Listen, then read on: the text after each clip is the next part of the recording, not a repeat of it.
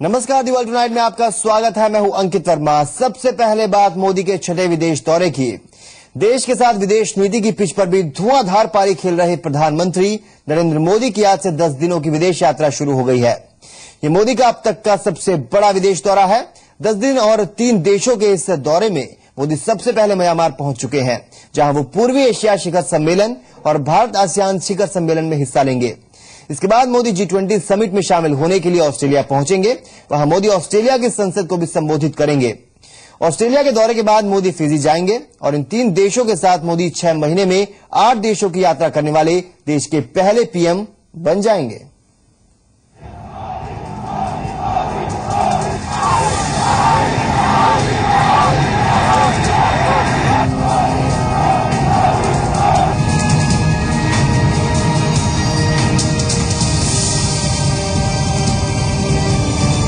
सबसे बड़ी विदेश यात्रा पर मोदी।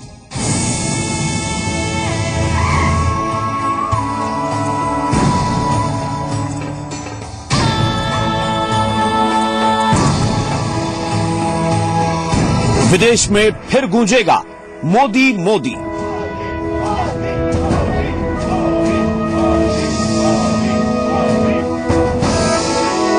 प्रधानमंत्री बनने के बाद 5 देशों का दौरा कर चुके नरेंद्र मोदी का सूटकेस फिर तैयार है। अब पीएम मोदी 10 दिनों के 3 देशों के दौरे पर हैं। प्रधानमंत्री नरेंद्र मोदी मंगलवार सुबह करीब 10:30 बजे 3 देशों के 10 दिवसीय यात्रा पर रवाना हो गए हैं। इस दौरान म्यांमार उनका पहला पड़ाव होगा। पीएम वहां आसियान इंडिया सम्मेलन और पूर्वी एशियाई सम्मेलन में शिरकत करेंगे। ये दोनों कार्यक्रम 12 और 13 नवंबर को हैं। म्यांमार के बाद मोदी G20 सम्मेलन में हिस्सा लेने के लिए ऑस्ट्रेलिया जाएंगे। वहां वो ऑस्ट्रेलिया की संसद को भी संबोधित करेंगे और भारत वंशियों के कार्यक्रम में भी हिस्सा लेंगे। ऑस्ट्रेलियाई दौरे के बाद मोदी फिजी के लिए रवाना हो जाएंगे। 3 देशों के इस दौरे पर निकलने से पहले पीएम मोदी ने यह भी बता दिया है कि ये यात्रा उनके लिए कितनी अहम रहने वाली है। 3 देशों के इस दौरे से पहले मोदी ने कहा है, मैं म्यांमार की राजधानी ने पाई ताओ में 12-13 नवंबर को पूर्वी एशिया शिखर सम्मेलन और भारत आसियान शिखर सम्मेलन, फिर ऑस्ट्रेलिया के ब्रिस्बेन में होने वाले G20 शिखर सम्मेलन, ऑस्ट्रेलिया और फिजी दौरे की अहमियत से पूरी तरह वाकिफ हूं, जहां मुझे प्रशांत द्वीप के नेताओं से मिलने का भी मौका मिलेगा। मोदी करीब 10 दिनों तक विदेश यात्रा पर रहेंगे। इन तीनों देश के दौरे में सबसे ज्यादा नजरें रहेंगी मोदी के ऑस्ट्रेलिया दौरे पर।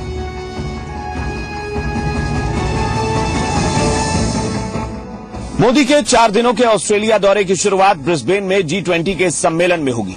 मोदी 15-16 नवंबर को G20 सम्मेलन में भाग लेंगे। पीएम मोदी का कार्यक्रम ऑस्ट्रेलिया की संसद को संबोधित करने का भी है। ऑस्ट्रेलिया के पीएम टोनी अबॉट ने मोदी के स्वागत में एक डिनर भी रखा है, जिसका आयोजन मेलबर्न के क्रिकेट ग्राउंड में होगा। इसके बाद मोदी सिडनी ओलंपिक पार्क में भारतीय समुदाय के कार्यक्रम में हिस्सा लेंगे। ये 28 साल बाद पहला मौका होगा जब किसी भारतीय प्रधानमंत्री के पांव ऑस्ट्रेलिया की जमीन पर पड़ेंगे, और ये भी पहली बार होगा कि ऑस्ट्रेलिया किसी भारतीय पीएम के स्वागत के लिए इतना बेकरार होगा। इस ऐतिहासिक दौरे के बाद मोदी 19 नवंबर को फिजी में होंगे। फिजी में 33 साल बाद किसी भारतीय प्रधानमंत्री का दौरा होगा। फिजी दौरे के बाद मोदी भारत लौटेंगे और इसके बाद शुरू होगी मोदी के दूसरे नेपाल दौरे की तैयारी। इस बार मोदी नेपाल सार्क समिट में हिस्सा लेने जाएंगे और इस बार मोदी शायद सड़क के रास्ते नेपाल जा सकते हैं। ब्यूरो रिपोर्ट, जी मीडिया। तो प्रधानमंत्री बनने के बाद से ही नरेंद्र मोदी भारत के दूसरे देशों के साथ रिश्तों को और मजबूत करने में लगे हुए हैं। 5 महीने में 5 विदेशी दौरे कर चुके मोदी का ये छठा विदेशी दौरा है। मोदी आज म्यांमार पहुंच चुके हैं और मोदी अपने इस 10 दिनों के दौरे पर 3 देशों की यात्रा करेंगे और उनकी यात्रा भारत के विदेशी रिश्ते को और भी मजबूत बनाने में एक अहम प्रयास है। और कह सकते हैं कि मोदी के रिश्ते बनाने वाले विदेश दौरे उन्हें दुनिया का दिल जीतने वाला सिकंदर बना सकते हैं। पहले 5 देशों में लोगों का दिल जीतने के बाद मोदी अब अपने छठे विदेश यात्रा पर हैं। म्यांमार में वो इंडिया एशियन शिखर सम्मेलन और ईस्ट एशिया शिखर सम्मेलन में शिरकत करेंगे। प्रधानमंत्री नरेंद्र मोदी यहां पर 2 दिन में करीब 40 देशों के नेताओं से मिलने वाले हैं, जिसके बाद ऑस्ट्रेलिया के ब्रिस्बेन चले जाएंगे, जहां वो Barack Obama, Vladimir Putin, David Cameron, Angela Merkel जैसे नेताओं से मिलेंगे। इसके अलावा ऑस्ट्रेलिया के प्रधानमंत्री के साथ द्विपक्षीय बातचीत भी होगी। ये प्रधानमंत्री नरेंद्र मोदी के अब तक के कार्यकाल का सबसे बड़ा विदेशी दौरा है। अब हम आपको बताते हैं कि आखिर म्यांमार, ऑस्ट्रेलिया और फिजी में प्रधानमंत्री नरेंद्र मोदी का मिशन क्या है। म्यांमार में 12-13 नवंबर को इंडिया एशियन समिट और ईस्ट एशिया समिट होना है। Association of south east Asia Nations यानी एशियान 10 देशों का संगठन है, जिसमें Brunei, Cambodia, Indonesia, Laos, Malaysia, Myanmar, Singapore, Thailand, Philippines और वियतनाम शामिल है। म्यांमार भारत के लिए कूटनीतिक नजरिए से भी बेहद अहम देश है, क्योंकि वहां चीन का काफी दखल है। म्यांमार के साथ भारत का 1600 किलोमीटर से लंबा बॉर्डर है। भारत यहां कई इंफ्रास्ट्रक्चर प्रोजेक्ट्स पर काम कर रहा है। म्यांमार में भारत का महत्वाकांक्षी प्रोजेक्ट चल रहा है, जो 3200 किलोमीटर लंबे हाईवे का प्रोजेक्ट है। ये भारत, म्यांमार और थाईलैंड को जोड़ेगा। एशियान देशों के साथ फ्री ट्रेड समझौते से भारत और एशियान के बीच 2015 तक आपसी व्यापार $100 अरब तक पहुंचने की उम्मीद है। म्यांमार के बाद मोदी 15 से 18 तक ऑस्ट्रेलिया में रहेंगे। ऑस्ट्रेलिया में प्रधानमंत्री नरेंद्र मोदी G20 शिखर सम्मेलन में हिस्सा लेंगे। दुनिया का 85% आर्थिक उत्पादन G20 के देश ही करते हैं। नरेंद्र मोदी 18 साल बाद ऑस्ट्रेलिया जाने वाले पहले भारतीय प्रधानमंत्री हैं। इससे पहले 1986 में राजीव गांधी पहले प्रधानमंत्री थे जो ऑस्ट्रेलिया गए थे। 2011 की जनगणना के मुताबिक ऑस्ट्रेलिया में करीब 3 लाख भारतीय हैं। सिडनी में वो ओलंपिक पार्क में बोलेंगे, जिसमें 27,000 भारतीय शामिल होंगे। प्रधानमंत्री नरेंद्र मोदी ऑस्ट्रेलिया की संसद को भी संबोधित करेंगे। ऑस्ट्रेलिया के साथ वाटर मैनेजमेंट से लेकर क्लीन एनर्जी तक, मेडिकल रिसर्च से लेकर स्किल और उच्च शिक्षा तक, और साइबर सिक्योरिटी से लेकर आतंकवाद से लड़ने तक के मुद्दों पर चर्चा होगी। लेकिन सबसे ज्यादा निगाह ऑस्ट्रेलिया से होने वाली यूरेनियम सप्लाई के करार पर होगी, जिसकी सप्लाई पर प्रतिबंध 2012 में ही ऑस्ट्रेलिया ने हटा दिया था। बिजली की कमी झेलने वाले भारत को परमाणु बिजली उत्पादन के लिए यूरेनियम की सख्त जरूरत रही है, और ये अब नरेंद्र मोदी की सरकार की प्राथमिकता में है। ऑस्ट्रेलिया के बाद प्रधानमंत्री नरेंद्र मोदी फिजी जाएंगे। वो 33 साल बाद फिजी जाने वाले पहले भारतीय प्रधानमंत्री हैं। 1981 में तत्कालीन प्रधानमंत्री इंदिरा गांधी फिजी दौरे पर गई थी। फिजी में भारतीय मूल के करीब 8.5 लाख लोग रहते हैं, जो वहां की आबादी का 37% है। इनमें से ज्यादातर भारतीय उन परिवारों से हैं जो 1879 में मजदूरी के लिए फिजी गए। तो मोदी के 10 दिनों के इस दौरे को भारत का दूसरे देशों के साथ मजबूत रिश्ते बनाने की कोशिश में एक अहम कड़ी माना जा सकता है। ब्यूरो रिपोर्ट, जी मीडिया। तो न सिर्फ मोदी दुनिया से रिश्ते बनाना चाहते हैं, बल्कि पूरी दुनिया में भारतीय पीएम डिमांड में है। हर देश के लोग उनसे मिलना चाह रहे हैं और उनसे बात करना चाहते हैं। लिहाजा मोदी के मिलने वालों की एक लंबी लिस्ट तैयार हो गई है। रिपोर्ट देखिए। ऐसा नहीं है कि नरेंद्र मोदी खुद दुनिया भर से रिश्ते बनाने में जुटे हैं। दुनिया में नरेंद्र मोदी की भारी डिमांड भी है, और ये इस तरह की डिमांड है जिसमें मोदी ने अमेरिकी राष्ट्रपति बराक ओबामा, रूसी राष्ट्रपति व्लादिमीर पुतिन, चीनी राष्ट्रपति शी जिनपिंग और जापानी प्रधानमंत्री शिंजो एबे को पीछे छोड़ दिया है। एशियन और ईस्ट एशिया समिट में नरेंद्र मोदी से अलग से मिलने के अनुरोध आए हैं। जिन देश के नेताओं ने मोदी से मिलने का अनुरोध किया है, उनके लिए समय निकाला जा रहा है। मलेशिया और सिंगापुर के प्रधानमंत्री और इंडोनेशिया के नए राष्ट्रपति भी मोदी से मिलना चाहते हैं। फ्रांस, इटली, सऊदी अरब, तुर्की, मैक्सिको, अर्जेंटीना और नाइजीरिया के नेता मोदी से मिलना चाहते हैं। हालांकि नरेंद्र मोदी का जोर जर्मन चांसलर एंजेला मर्केल और ब्रिटेन के प्रधानमंत्री डेविड कैमरन से मिलने का है। कैमरन से मोदी अब तक नहीं मिले हैं। अब देखना ये होगा कि मोदी अपने इतने सारे फैन फॉलोअर्स के लिए कैसे समय निकालते हैं। ब्यूरो रिपोर्ट, जी मीडिया। बीजिंग में 22वां एपेक शिखर सम्मेलन का आयोजन हुआ। इस सम्मेलन में 21 देशों के राष्ट्राध्यक्षों ने हिस्सा लिया, जिसमें कई अहम मुद्दों पर बात हुई। भारत एपेक का सदस्य नहीं है, लेकिन इस सम्मेलन से भारत के एपेक देशों में शामिल होने की संभावना भी जताई जा रही है।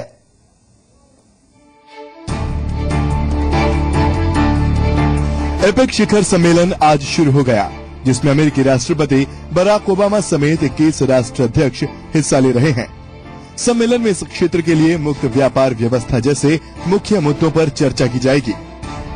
इस सम्मेलन का आयोजन बीजिंग के उत्तरीय उपनगरीय इलाके में यांची झील के किनारे अंतर्राष्ट्रीय सम्मेलन केंद्र में किया जा रहा है। इस बैठक में अमेरिका के राष्ट्रपति बराक ओबामा, रूसी राष्ट्रपति व्लादिमीर पुतिन और जापान के प्रधानमंत्री शिंजो एबे समेत विश्व के 21 राष्ट्राध्यक्ष हिस्सा ले रहे हैं। इस साल एपेक की 25वीं वर्षगांठ है। शी ने उम्मीद जाहिर की है कि बैठक की 4 उपलब्धियां होंगी, जिनमें एशिया प्रशांत मुक्त व्यापार क्षेत्र प्रक्रिया, एपेक की 25वीं वर्षगांठ पर बयान, एशियाई प्रशांत के लंबे विकास की नई नीति बनाना और एशिया प्रशांत में चौतरफा संपर्क के लिए ठोस बुनियाद का खाका तैयार करना शामिल होगा। शी ने यह भी कहा कि चीन संस्थागत विकास और एपेक की क्षमता विस्तार के लिए $1 करोड़ का अनुदान देगा। भारत एपेक का सदस्य नहीं है और इसमें आमतौर पर प्रशांत क्षेत्र के देश शामिल हैं। देखना होगा कि एपेक नए सदस्यों को शामिल करने पर विचार करेगा या नहीं, क्योंकि इस संबंध में प्रतिबंध 2010 में उठा लिया गया था। अपनी छवि के प्रति सजग चीन ने सम्मेलन के लिए भारी प्रदूषण की मार झेल रहे बीजिंग को एक बिल्कुल नए शहर में तब्दील करने और इसे धुंध मुक्त माहौल में जाड़ों की धूप में रोशन बनाने के लिए अरबों डॉलर खर्च किए हैं। 22वां एपेक सम्मेलन यांची झील पर हो रहा है। बीजिंग से करीब 50 किलोमीटर पूर्वोत्तर में स्थित है, जहां चीन ने विशेष सम्मेलन केंद्र, तट पर बुटीक होटल और 12 अति विशिष्ट बंगले बनाए हैं। चीन में 2008 के ओलंपिक खेलों के बाद आयोजित ये सबसे बड़ा समारोह है। ब्यूरो रिपोर्ट, जी मीडिया। एपेक शिखर सम्मेलन में तब सब हैरान हो गए जब पुतिन ने शी जिनपिंग की पत्नी के कंधों पर कंबल डाला। इस बात पर ध्यान देकर कि स्टेडियम पर ठंड लग रही है, पुतिन ने एक ऊनी कंबल ले लिया और पेंगडियोन के कंधों के ऊपर रख दिया। पुतिन को धन्यवाद देकर शी जिनपिंग की बीवी ने मुस्कुराकर उसी ऊनी कंबल को अपने बॉडीगार्ड को दे दिया और एक काला जैकेट पहन लिया। आपको बता दें कि चीनी लोग परायों के प्रति बहुत सतर्क और चौकस होते हैं, इसलिए चीनी पत्रकारों को रूस के राष्ट्रपति का यह व्यवहार अनुचित लगा। अखबार के हवाले से खबर यह भी है कि पत्रकारों ने पुतिन पर राजनयिक शिष्टाचार के उल्लंघन का आरोप लगाया है।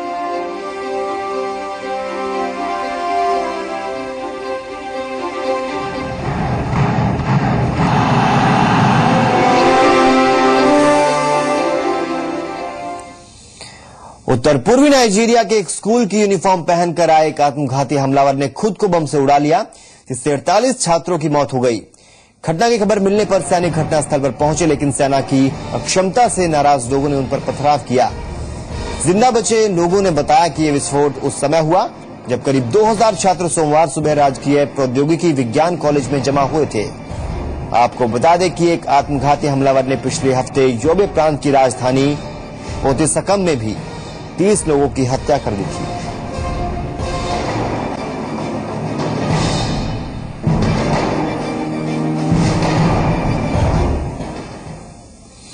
और अब हम आपको 100 साल की एक ऐसी बुजुर्ग दादी से मिलवाएंगे जिसने उम्र की सभी सीमाओं को दरकिनार कर कुछ ऐसा कर दिखाया है जो आप और हम करने की भी सोच नहीं सकते।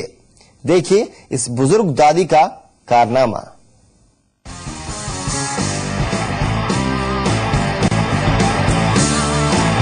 उम्र 100 साल, लेकिन दिल अभी भी जवान।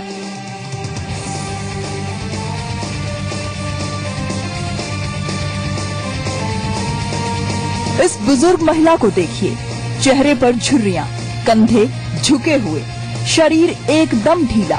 ये किसी भी आम बुजुर्ग महिला की तरह ही दिखाई देती हैं, लेकिन ठहरिए, इन्हें आम समझने की गलती मत कीजिएगा। दरअसल ये महिला कोई आम महिला नहीं है। इनके हौसले और जज्बे को देख आप यकीनन दंग रह जाएंगे। हाल ही में शतक बनाने वाली एलिनोर कनिंघम नाम की इस महिला ने अपने 100वें जन्मदिन पर आसमान से छलांग लगाकर सभी को हैरत में डाल दिया। यकीन नहीं आता तो आप खुद ही देख लीजिए।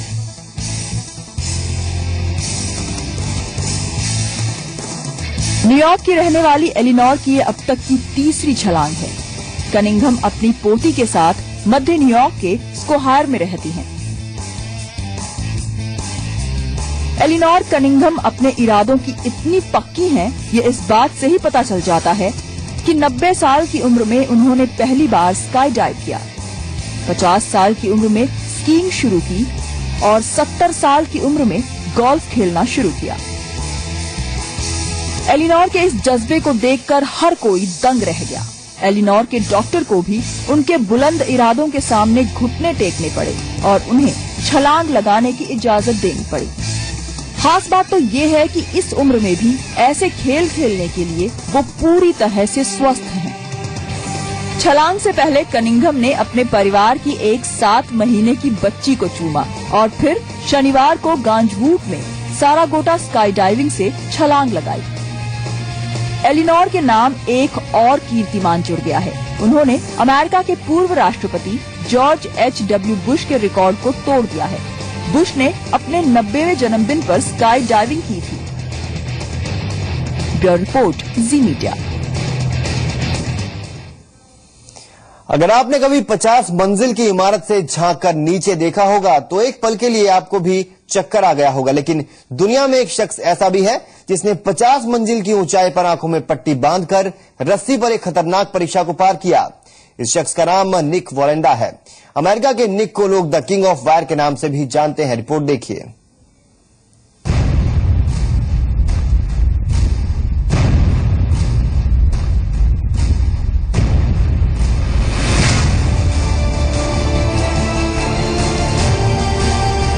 जमीन से 600 फीट ऊपर तूफानी स्टंट, आंखों पर काली पट्टी और एक रस्सी, 60,000 लोगों के सामने खतरनाक स्टंट।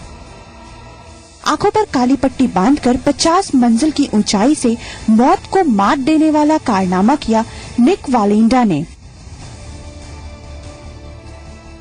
निक वॉलेंडा अमेरिका के टाइट रोप वॉकर हैं और ऐसी खतरनाक चुनौतियों को पूरा करने के लिए दुनिया भर में मशहूर हैं। लेकिन शिकागो में जो स्टंट उन्होंने परफॉर्म किया वो सबसे ज्यादा मुश्किल था, क्योंकि शिकागो शहर अपनी तेज हवाओं के लिए मशहूर है। जाहिर है 56 किलोमीटर से बह रही तेज हवाओं के बीच शिकागो शहर में सिटी वेस्ट टावर से लियो बर्नेट बिल्डिंग का तूफानी सफर मौत को मात देने के बराबर था।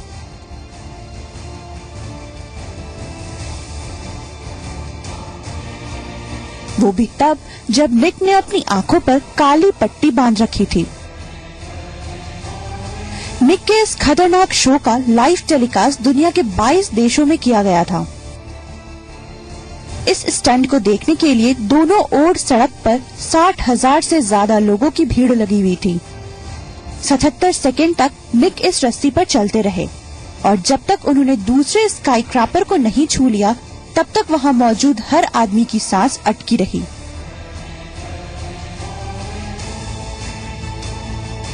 इस स्टंट को और मुश्किल बनाने के लिए रस्सियों को नीचे से ऊपर की तरफ बांधा गया था, लेकिन 35 साल के निक ने हर आशंका पर जीत दर्ज की। 35 वर्ष के निक के लिए रस्सियों पर चलना एक जुनून है। इससे पहले भी वो कई बार इस तरह के स्टंट्स परफॉर्म कर चुके हैं। जून 2012 में नियाग्रा फॉल्स पर 1800 फीट की ऊंचाई पर किया गया उनका स्टंट आज भी याद किया जाता है। ब्यूरो रिपोर्ट, जी मीडिया। और अब खबर एक ऐसे जिराफ की जिसको नाम देने के लिए लोगों में खासा क्रेज देखा जा रहा है। डलास के जू में सोमवार को एक नया मेहमान आया, एक बेबी जिराफ। जू ने एक ऑनलाइन पोलिंग के जरिए लोगों से इस बेबी जिराफ का नाम रखने को कहा और करीब 10,000 लोगों के रिस्पॉन्सेज आए और जिराफ का नाम कोपानो रखा गया। कोपानो का मतलब है एकता। बचपन में जिस जिराफ के इतने फैन हो वो बड़े होने पर कितना फेमस होगा, ये सोचने वाली बात है।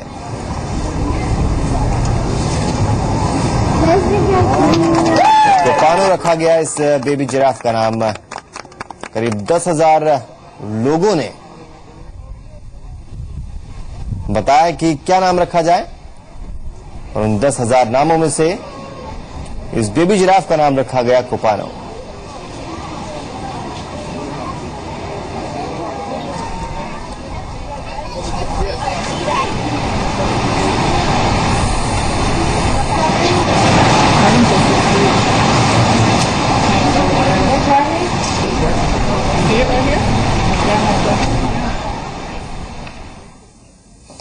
और अब आपको दिखाते हैं व्हाइट हाउस का नजारा, जहां मिशेल ओबामा के साथ है एक बेबी डॉल जो एक एनिमेटेड सीरीज की मशहूर किरदार है। I have Doc McStuffins with me, everyone. Isn't it exciting?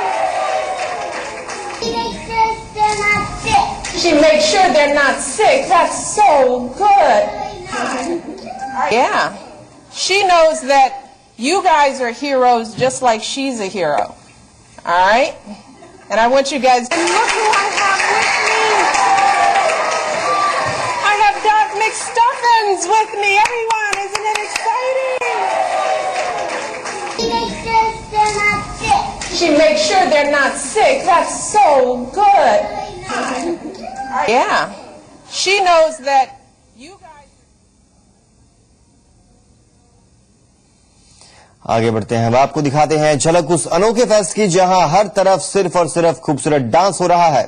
मौका है बैले फेस्ट का, देखिए और लुत्फ उठाइए।